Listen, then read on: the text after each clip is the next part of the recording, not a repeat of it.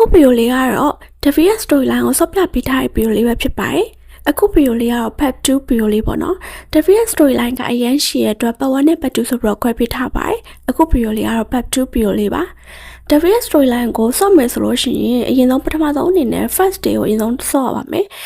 ။ဒီစမနိုင်စာကားရဲ့ပထမဆုံးရက်ပေါ့နော်ပထမဆုံးရက်မှာဘယ်လိုဆော့ရမလဲဆိုတာကိုလည်းညီမရဲ့ channel မှာတင်ပေးထားပါတယ်ပြီးတော့ Devious storyline ကိုဆော့ရတဲ့အခါမှာတစ်ခါလေးမှာ Ginny ရဲ့ storyline နဲ့တော့ process ဆက်နေတတ်ပါတယ်ဆိုတော့တစ်ခါလေးမှာ Devious storyline ကိုဆော့နေနဲ့ရှေ့ဆက်မသွားတော့ဘဲနဲ့ရက်နေရင်ဒါမှမဟုတ်ကြောင်ပြောင်းနေဆိုလို့ရှင်တော့ Ginny ရဲ့ storyline ကိုနည်းနည်းလေးဆော့လိုက်ပါဆော့ပြီးတော့မှ Devious storyline ကိုပြန်ဆော့ပေါ့နော်အဲ့ဆိုအဆင်ပြေသွားပါလိမ့်မယ်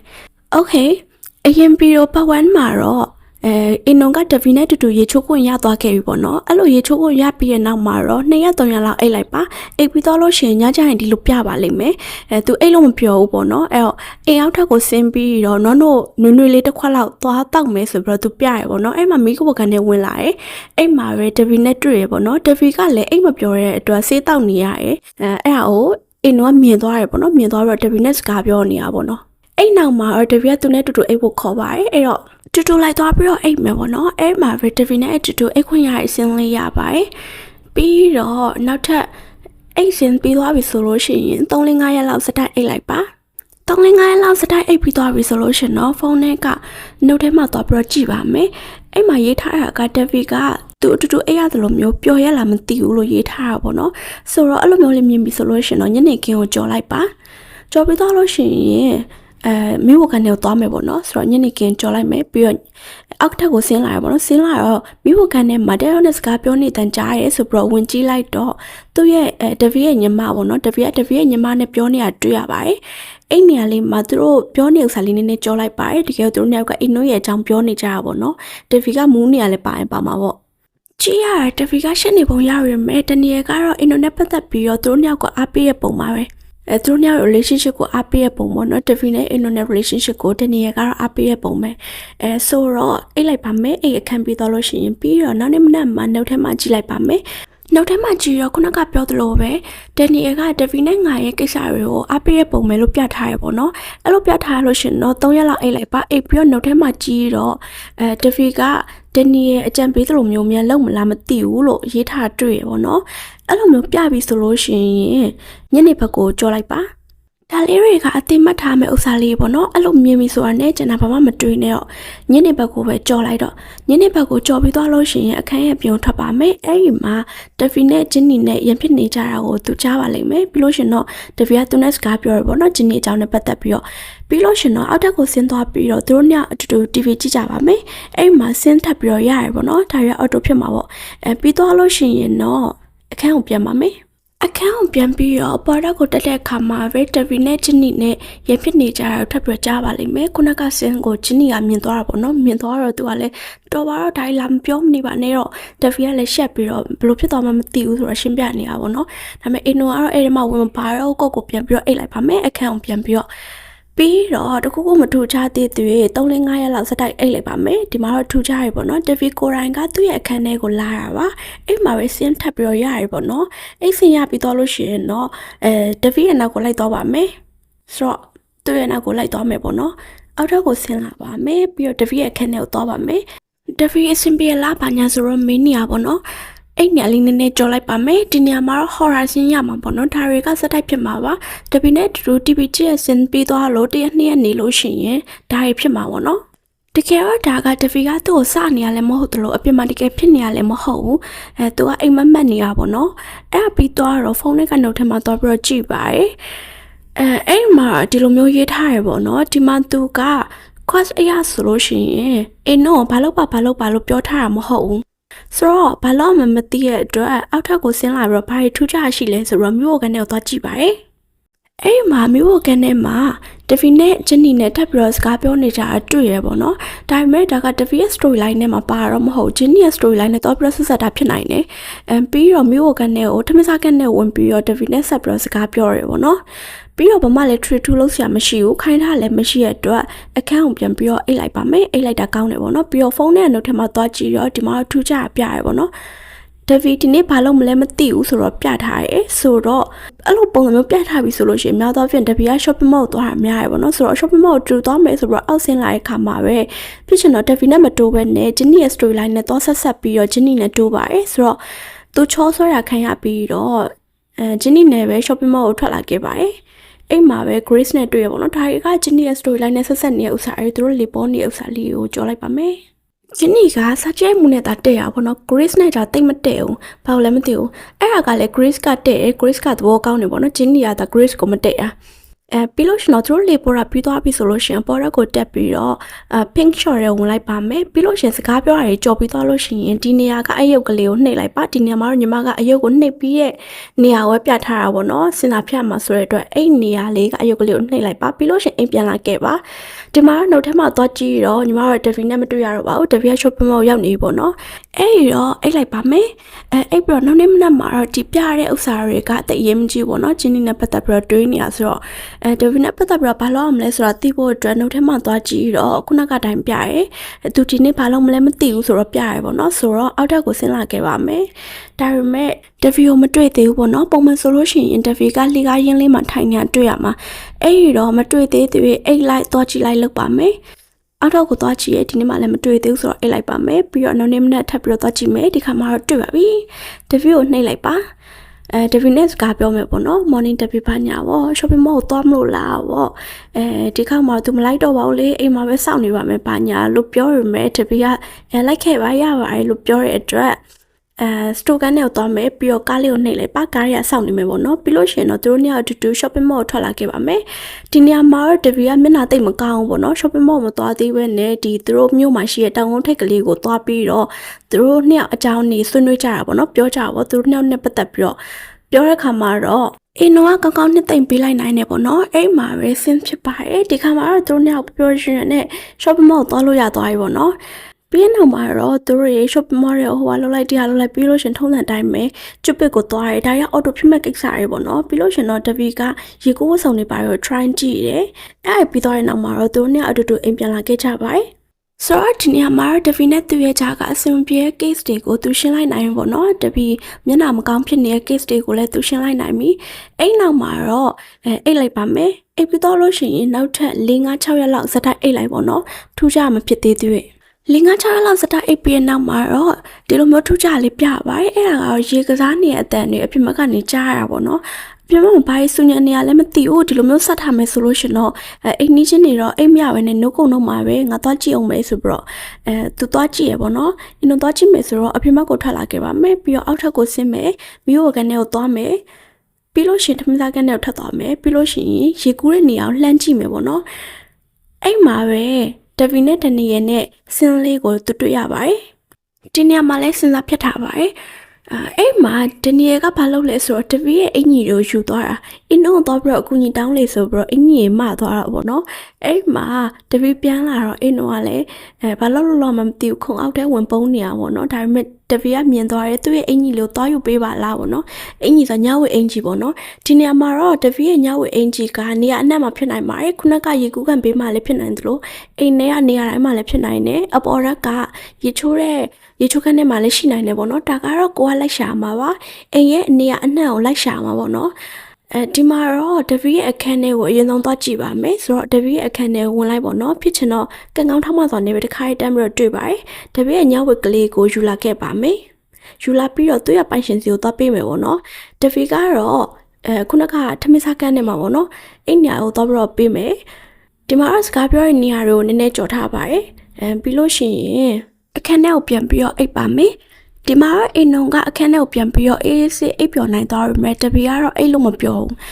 အိမ်တို့ရဲ့အကြောင်းပဲတွေးနေမိတာပေါ့နော်ဆေးတော့ပြီးတော့အိပ်မယ်ဆိုတော့လေသူ့ရဲ့ဆေးကကုန်နေတယ်အဲ့မှာအဲ့ရမှာတလူနဲ့ပေါ့ဘလို့မှအိမ်မပြောရဲဆိုအပြင်ထွက်လာတော့လေ TPG ရောလေအိမ်တို့ပဲတတိယနေအဲ့ဟာနဲ့ဘလို့မှမတက်တာရဲ့အစုံအိမ်တို့စီကိုသွားမယ်ပေါ့နော်ဒါက TV ကြည့်နေအခန်းပေါ့ TV ကြည့်ရောလေအင်းတို့ပဲတတိယနေရဲ့နောက်ဆုံးဘလို့မှမတက်တာတော့အဲ့ဒါနဲ့အင်းတို့စီကိုထွက်လာခဲ့ အပေါ်ရက်ကိုတက်ပြီးတော့အင်းတို့ရဲ့အခန်းထဲကိုသွားပါမယ်ဒီမှာတော့အရင်တစ်ခါလိုမျိုးနည်းနည်းနှိမ့်နေစင်လေးမဟုတ်တော့ဘဲနဲ့ဒီခါမှာတော့ absent ရရပေါ့နော် absent ကလည်း David ကိုရိုင်းကိုယ့်ရဲ့အခန်းထဲထိလာတဲ့ absent မျိုးပေါ့နော်ဆိုတော့အင်းတို့ရဲ့အခန်းထဲဝင်လိုက်ပါမယ်ဒီမှာ David ကိုရိုင်းကသူ့ကိုယ်သူထိန်းချုပ်လို့မရဖြစ်နေတာမျိုးတွေ့ရမှာပေါ့နော်အလုံးဝအင်းတို့ရဲ့အချစ်နုံနဲ့မှနှမျောသွားပြီးတော့အင်းတို့မှအင်းတို့ဖြစ်နေတာမျိုးပေါ့သူကိုယ်တိုင်အခန်းထဲထိလာပြီးတော့ absent ရပါတယ်ဒီညလေးကိုကြော်လိုက်ပါတယ်ပြီးတော့ဒါကမနက်လင်းသွားတဲ့အချိန်မှာနော်မနက်လင်းသွားတော့အင်းတို့မသိအောင်ခိုးထွက်သွားရပဲခုံနဲ့တိုက်မိပြီးတော့အင်းတို့ကနိုးသွားပြီးတော့သတိထားမိသွားရပေါ့နော်ပြီးတော့သူတို့စကားပြောတယ်အဲ့ညလေးနည်းနည်းကြော်လိုက်ပါမယ်ဒီညမှာတော့တပီကအင်းတို့ရဲ့အခန်းထဲထိရောက်လာပြီးတော့ absent ဖြစ်သွားခဲ့ပေမဲ့အင်းတို့ကအလုံးစုံကြီးလက်ခံတာတော့မဟုတ်သေးဘူးလက်မခံဘူးဆိုတာကအင်းတို့မချစ်လို့တော့မဟုတ်ဘူးပေါ့နော်သူချစ်တော့ချစ်တယ်ဒါပေမဲ့အင်းတို့ရဲ့အနာဂတ်အတွက်သူလိုလိုနဲ့မတင်တော့ဘူးအဆင်မပြေဘူးလို့သူကသူ့ကိုယ်သူထင်နေရပါတော့။ဘာလို့လဲဆိုတော့အင်းုံကငယ်ရအောင်ငယ်တော့သူနဲ့အဆင်မပြေဘူးလို့ထင်ပြီးတော့တခြားမိန်းကလေးလိုပဲသူကြိုက်ခိုင်းနေတာ။ပြီးတော့ဖုန်းထဲမှာသွားကြည့်တော့လေဒီဖြစ်ဖြစ်ကြီးကိုမယုံနိုင်သေးဘူးလို့ပဲရေးထားတာပေါ့နော်။ဘာမှ trade လုပ်ဆရာမရှိရနဲ့3-5ရက်လောက်စတိုက်အိတ်လိုက်ပါမယ်။3-5ရက်လောက်စတိုက်အိတ်ပြီးနောက်မှာတော့ဒီလိုမျိုးထူးခြားလေးပြပါတယ်အိမ်တော်ကတွေးနေတာပေါ့နော်တပီနဲ့အဆင်ပြေအောင်ဘယ်လိုလုပ်ရမလဲပေါ့အဲ့မှာဒီနေ့ကတော့ငါ့ကိုတချို့အကြံဉာဏ်လေးပေးနိုင်မယ်ပေါ့နော်တပီနဲ့ငါ့ရဲ့ relationship ကိုလည်းသူက support လုပ်တဲ့ပုံစံမျိုးဆိုတော့သူ့မှာတော့ငါ့ကိုအကြံဉာဏ်ပေးစရာတခုခုတော့ရှိမှာပဲဆိုပြီးတော့တွေးရဖုန်းထဲမှာအရင်ဆုံးသွားကြည့်လိုက်မယ်ပေါ့နော်သွားကြည့်တော့လည်းဒီလိုပဲပြရတနေ့ကတော့တချို့ idea လေးရှိလောက်မယ်ပေါ့ဆိုတော့တနီရဲ့စီကိုသွားပါမယ်သွားပြီးတော့ David နဲ့ပတ်သက်တဲ့အကြံဉာဏ်လေးတောင်းမယ်ပေါ့နော်တနီရဲ့အိမ်ကိုသွားပါမယ်ဒီမြပြထားတဲ့အိမ်လေးပေါ့နော်ပြီးလို့ရှိရင်ဒီဘက်ကဥစ္စာလေးကိုနှိပ်လိုက်ပါပြီးလို့ရှိရင်တနီရဲ့ကိုနှိပ်လိုက်ပါနှိပ်ပြီးတော့လို့ရှိရင် David ရဲ့အကြောင်းကိုမေးပါမယ်ဒါပေမဲ့ဖြစ်ချင်တော့David ရဲ့အကြောင်းကိုမေးလို့မရသေးပဲနဲ့တနီရဲ့ storyline နဲ့တော့ process နေရဲ့အတွက်သူနဲ့စကားပြောမယ်ပြီးတော့သူ့ကိုမြေဩဇာတွေနေရာရွှေ့ပေးမယ်ပေါ့နော်ဒါတွေကအော်တိုဖြစ်မဲ့ဥစ္စာတွေပဲအဲ့ဒါပြီးတော့ညနေလဲစောင်းနေပြီဆိုတော့အိတ်လိုက်ပါမယ်အိတ်ပြီးတော့နောက်နေ့မနက်မှသွားမယ်ပေါ့နော်အဲ့မှာတနီရဲ့အိမ်ကိုထပ်ပြီးတော့သွားပါမယ်ပြီးတော့တနီရဲ့ကိုနှိပ်ပြီးတော့ဒဗီရဲ့အကြောင်းမေးမှာပေါ့နော်အပေါ်ဆုံးမှာဒဗီဆိုတဲ့ဥစ္စာလေးကိုနှိပ်လိုက်ပါနှိပ်ပြီးတော့ဒဗီနဲ့ပတ်သက်ပြီးတော့အကြံဉာဏ်လေးတောင်းပေါ့နော်အကြံဉာဏ်တောင်းတော့တနီရဲ့ကလည်းကူညီပါတယ်သူပြောချင်တဲ့အကြံဉာဏ်တွေသူပေးချင်တဲ့အကြံဉာဏ်တွေပေးလိုက်တယ်ပေါ့နော်အဲ့ဒါကတော့အင်ကြီးအဝတ်စားလေးဝယ်ပြီးတော့ဒဗီကိုပေးလိုက်ပေါ့ပြီးတော့ date လုပ်ပါညာဆိုတော့အကြံဉာဏ်ပေးလိုက်တယ်ပေါ့နော်ဖုန်းထဲနှုတ်မှသွားကြည့်တော့လေ step 1နေနဲ့အင်ကြီးဝဲလို့ပြောထားတယ်ပြီးတော့ step 2ကတော့ဒဗီငါ့ကိုမတက်ဖို့ဒီအင်ကြီးဝဲလာတဲ့အတွက်ငါ့ကိုမတက်ဖို့အစိုးဆုံးကတော့ကိစ္စအကုန်လုံးတနည်းရဲ့ပုံမှာပုံချပြီးတော့ blame ဖို့ဆိုပြီးတော့ရေးထားရပေါ့နော်ပြောချင်တာကတော့ပထမဆုံးအနေနဲ့အင်ကြီးဝယ်ပေးရမှာပဲဆိုတော့ Cupid ကိုသွားပါမယ်သွားပြီးတော့ဒီ Cupid ကKC ဒီမှာ dress ဆိုတာလေးကိုနှိပ်လိုက်ပါနှိပ်ပြီးတော့တပည့်အတွက်အင်ကြီးလေးဝယ်မယ်ပေါ့နော်ဟိုတခါကြည့်ခဲ့ dress လေးပြီးတော့ bind dress ဆိုတာလေးကိုနှိပ်လိုက်ပါအဲ့ဒီမှာ KC ကဟိုတခါတော့ကတပည့်ရွေးခဲ့တဲ့ကြည့်ခဲ့သူရမ်းကြိုက်တယ်ဆိုတော့အင်ကြီးလေးတော့ယူပြီးတော့ပေးတယ်ပေါ့နော်ပေးပြီးတော့ပြန်ထွက်มาပဲအဲ့ဘေးကစားတော့ဆိုင်လေးဂျပန်စားတော့ဆိုင်လေးကိုသူတွေးလိုက်တယ်ပေါ့နော်ဒီစားတော့ဆိုင်လေးမှာသွားပြီးတော့တက်ရင်တော့အဆင်ပြေမယ်ဆိုပြီးတော့သူတွေးရပြီးတော့ဒဗီစီကိုသွားပါမယ်အိမ်ပြန်မယ်ပေါ့နော်ဒဗီစီကိုသွားမယ်ပြီးတော့အလဲရ date ဆိုတဲ့ဥစ္စာလေးကိုနှိပ်လိုက်ပါနှိပ်ပြီးတော့မနေ့ပြန်ညနေမှာသူတို့ date ကြမယ်ဆိုပြီးတော့ဒဗီကိုချိန်လိုက်တယ်ပေါ့နော်ဒဗီကလည်းလက်ခံလိုက်ပြီဆိုတော့မနေ့ညနေမှာသူတို့နှစ်ယောက်ရဲ့ date လေးစပါတော့မယ်ဆိုတော့မနေ့ညနေမှာဆိုတော့ဒီနေ့ကတော့အိတ်လိုက်ပါမယ်ဆိုတော့အခန်းကိုပြန်ပြီးတော့အိတ်ပါမယ်အိတ်ပြီးတော့လို့ရှိရင်ညနေကိုပြောင်းပါမယ်ညနေကင်းလေးကိုနှိပ်လိုက်ပါတော့ညနေကင်းလေးကိုနှိပ်ပြီးတော့လို့ရှိရင်ဒဗီရဲ့အခန်းကိုသွားပါမယ်အောက်ကိုဆင်းလာခဲ့မယ်ပြီးတော့ဒဗီရဲ့အခန်းထဲကိုသွားမယ်ပေါ့နော်သွားပြီးတော့ဒဗီရဲ့တကားလေးကိုနှိပ်လိုက်တာနဲ့အင်းုံကဒဗီ ready ဖြစ်ပြီလားဘာညာဆိုပြီးတော့မင်းနေရာလေးကိုတွေ့ရပါလိမ့်မယ်အဲ့မှာဒဗီကလည်းခဏလေးထွက်လာပြီးပါညာဆိုပြီးတော့တကားပေါက်ရှိမှာပေါ်လာရပေါ့နော်အဲ့မှာဒဗီရဲ့ပုံလေးကအရင်မိုက်တယ်ဆိုတော့သူတော့မှမင်တက်သွားရပေါ့နော်ဒီ dress နဲ့သူ့ရဲ့တောင်းနဲ့ကဖနက်တောင်းနဲ့ကလိုက်တယ်ပေါ့နော်sorry တောင်းဖနက်နဲ့ကလိုက်တယ်ပေါ့နော်သူတို့စကားပြောပြတဲ့အခါမှာ shopping mall ကိုသွားတယ် shopping mall ကိုသွားပြီးတော့ဒီအပေါ်ရကအင်းနွန်တွေ့ခဲ့တဲ့ဆိုင်လေးပေါ့နော်ဂျပန်စားသောက်ဆိုင်လေးကိုသွားပြီးတော့ဒဗီနဲ့တိတ်ပါမယ်အဲ့မှာကိုကတာကိုပဲ aura တင်မလားပြီးတော့ဒဗီကို aura တင်ခိုင်းမလားဆိုပြီးတော့ရွေးလို့ရရလေးပါတယ်ပေါ့နော်အဲ့ဒါကဘာပဲရွေးရပါတယ်ဒီမှာတော့ဒဗီကိုရွေးခိုင်းလိုက်တယ်ပေါ့နော်ဒဗီကိုရွေးခိုင်းလိုက်တော့ပုတ်ကြီးရဟင်ပွဲမျိုးလာချပါတယ်အိမ်ညာလေးကိုတော့ကြော်လိုက်ပါတယ်ကြော်ပြီးတော့သူတို့စားတောက်ဘာညာပြီးတော့အိမ်ပြန်လာရဲပေါ့နော်ပြီးတဲ့နောက်မှာတော့ဆင်းရပါတယ်ဒီကောက်မှာတော့သူတို့ညတော်တော်လေးကိုအဆင်ပြေသွားပြီပေါ့နော် ပြီးတော့မနေ့ရောက်တော့နှုတ်ထဲကိုကြည့်လိုက်တော့ဘယ်လိုညာမျိုးလဲပေါ့ကွာပြီးတော့မနေ့ရောက်တော့လေဟင်းအနံ့မွမွေးလေးနဲ့စားကျင်စရာအနံ့လေးနဲ့နိုးလာတယ်ပေါ့နော်သူကကောင်မှာကန်ကောင်းဆုံးတော့ပါတော့လို့ပြတ်ထားတယ်မြို့ကန်ထဲကိုသွားလိုက်ပါမယ်သွားပြီးတော့တပီးဟင်းချက်နေရာလေးတွေ့ရပေါ့နော်အဲ့နောက်တော့စကားတွေပြောရဘာကြီးကြောလိုက်ပါမယ်ဒီကမှဂျင်းနီကဝင်ပြီးတော့ဘာညာရေးလျှောက်ပြောလဲတပီးကတိတ်ပြီးတော့စိတ်ဝင်စားတော့ပေါ့နော်စိတ်ဝင်စားမဟုတ်တိတ်ပြီးတော့ကီယုံမဆိုင်တော့ဘူးပေါ့နော်ပြီးတော့နှုတ်ထဲမှာသွားကြည့်တော့ငါမျောလင်းထားတဲ့တောင်ပို့ပြီးတော့အများကြီးအဆင်ပြေနေသေးရဲ့လို့ပြထားရဲပေါ့နော်တပီးကအကောင်းဆုံးပဲလို့ပြထားရဲဂျင်းနီနဲ့ဘာနဲ့စကားပြောထားရဆိုတော့ညနေနေ့လည်ကင်ရောက်နေပြီပေါ့နော်နေ့လည်ကင်ရောက်နေပြီဆိုတော့တပီးရှိနေကြအဝတ်ရှော့ဆက်ကလေးနောက်သွားရဲသွားပြီးတော့ full round ဆိုတာလေးကိုရွေးလိုက်တယ်အဲ့မှာဆင်းရရဲအဲ့ဆင်းပြီးရဲ့နောက်မှာတော့ညနေရောက်သွားရဲပေါ့နော်ပြီးတော့မိဖို့ကနေကိုသွားမယ်တပီးကိုသွားစကားပြောမယ်ပြီးတော့နောက်ထပ် full round ဆိုတာလေးကိုထပ်ပြီးတော့ရွေးလိုက်ပါမယ်ဒီမှာလဲဆင်းထပ်ပြီးတော့ရရဲပေါ့နော်ပြီးတော့ညကိုရောက်သွားပြန်တော့လေတပီးစီကိုသွားမယ်တပီးနဲ့တူတူညရိုက်မယ်ပေါ့နော်ဆိုတော့တပီးရဲ့ခန်းထဲကိုသွားပြီးတော့သူ့ကိုသွားပြီးတော့ join ပါမယ်အပေါ်ဆုံးဟာလေးကိုရွေးလိုက်ပေါ့နော်အဲ့မှာလဲဆင်းထပ်ပြီးတော့ရပါတယ်ဒီလိုမျိုးတပီးနဲ့ဆင်းနေရနေရဆိုတော့တပီးရဲ့ storyline ကပြီးသွားပြီလို့ထင်ကျင်စရာရှိရပေါ့နော်ဒါပေမဲ့မပြီးသေးပါဘူးဒါကြောင့်မလို့ညီမဆက်ပြီးတော့စော့ပြနေသေးတာပေါ့နော် extra ဆင်းလေးရှိသေးတယ်ဖုန်းရဲ့နောက်ထဲမှာသွားကြည့်မယ်ဆိုလို့ရှိရင်တပီးရဲ့ဒီ quest ကပြနေသေးတဲ့တပီးရဲ့ storyline ကမပြီးသေးဘူးမနေ့ရောက်တော့လေမြို့ကန်ထဲမှာတပီရှိမလားဆိုတော့သွားကြည့်ရမြို့ကန်ထဲမှာမရှိတဲ့အတွက်တေးကြရဲတပီကရေချိုးကန်ထဲမှာပဲဖြစ်ရမယ်ဆိုတော့ရေချိုးကန်ထဲမှာသွားပြီးတော့ထပ်ပြီးတော့တပီကို join လုပ်တယ်ပေါ့နော်အဲ့မှာထပ်ပြီးတော့ဆင်းရရဲပြီးတော့နေ့လည်ရောက်သွားရဲပေါ့နော်ဘာမှထွေထူးလုပ်စရာမရှိဘူးစတိုက်ပဲအိတ်လိုက်ပါမယ်ဒီမှာတော့တပီနဲ့ပတ်သက်ပြီးတော့ဆင်းနေအကုန်ရနေပြီဆိုလို့ရှိရင်ဆင်းနေအကုန်လုံးဆော့ပြီးသွားလို့ရှိရင်လေ10ရက်လောက်စတိုက်ပြစ်အိတ်ပြလိုက်ဆယ်လောက်အိပ်ပြီးတော့လို့ရှိရင်တပီရဲ့ဒီရေကူးကန်ထဲမှာဆင်းအစ်စ်ကလေးပါတယ်အဲ့ဆင်းအစ်စ်ကလေးကိုရအောင်လုပ်မယ်ပေါ့နော်ဒါကလေလုံးဝအစ်စ်ထည့်ထားတဲ့ဆင်းလေး2026ကိုမှမေလားဧပြီလားမသိဘူးအဲ့လောက်မှထည့်ထားတဲ့ဆင်းလေးပေါ့နော်အဲ့ဟာက10ရက်လောက်ပြစ်အိပ်ပြီးသွားလို့ရှိရင်ညနေကင်းပြောင်းပြီးသွားလို့ရှိရင်မိဘကန်ထဲကိုသွားပြီးတပီရှိမရှိသွားကြည့်ရမှာပေါ့နော်တပီမရှိဘူးဆိုလို့ရှိရင်သိကြရဲအဲ့ဟာကတပီကအိမ်နောက်ဖက်ကရေကူးကန်ထဲမှာရှိနေမှာအဲ့ဆိုလို့ရှိရင်တော့တပီနဲ့ဒီရေကူးကန်ဆင်းလေးရရပေါ့နော်အဲ့ဟာကလေညနေကင်းကိုပြောင်းပြီးတော့မြို့ကန်ထဲသွားကြည့်လိုက်တပီရှိလို့ရှိရင်အိပ်ပြီးသွားလို့ရှိရင်နောက်နေ့ညနေကိုပြောင်းပြီးလို့ရှိရင်မြို့ကန်ထဲကိုသွားကြည့်တပီမရှိဘူးဆိုမှဒီရေကူးကန်ဆင်းရမှာပေါ့နော်ရေခွန်ဆင်ပြီးသွားတဲ့နောက်မှာတော့ညလည်းရောက်သွားပြီဆိုတော့အခန်းပြန်ပြီးတော့အိတ်လိုက်ပါမယ်ပြီးတော့နှုတ်ထဲမှာသွားကြည့်ပေါ့နော်အဲ့မှာတော့လုံးဝတပီရဲ့quest မတွေ့ရတော့ဘူးပေါ့နော်ဒီမှာတော့သူရဲ့ storyline ကလုံးဝ complete ဖြစ်သွားပါပြီမတွေ့ရတော့ဘူးဆိုတော့ဒီမှာပဲအိမ်ရဲ့နေရာအနှံ့မှာတပီကိုသွားပြီးတော့ဖုန်းတိုင်းလုပ်လို့ရသွားပြီပေါ့နော်အိမ်ထဲမှာတွေ့ရတဲ့ဆင်းတွေမကဘူးတပီနဲ့ကားထဲမှာတွေ့ရမယ့်ဆင်းလဲပါသေးရဲ့ဆိုတော့နောက်ထပ်ကျန်တဲ့မိနစ်လေးကိုညီမကတဖီနဲ့တူတူကားရဆင်းလေးကိုဆော့ပြပါမယ်အဲ့ဒါပဲလေဆိုတော့ shopping mall ကိုတူသွားမယ်ပေါ့နော်ဆိုတော့လေကားရင်းလေးမှာတဖီထိုင်နေလားဆိုတော့သွားကြည့်မယ်အိတ်လိုက်သွားကြည့်လိုက်လုပ်မယ်ပေါ့နော်3-5ရက်လောက်လုပ်ပြီးသွားရင်နောက်မှာတော့တဖီကိုတွေ့ရပေါ့နော်ပြီးတော့တဖီကိုစကားပြောမယ်စကားပြောတော့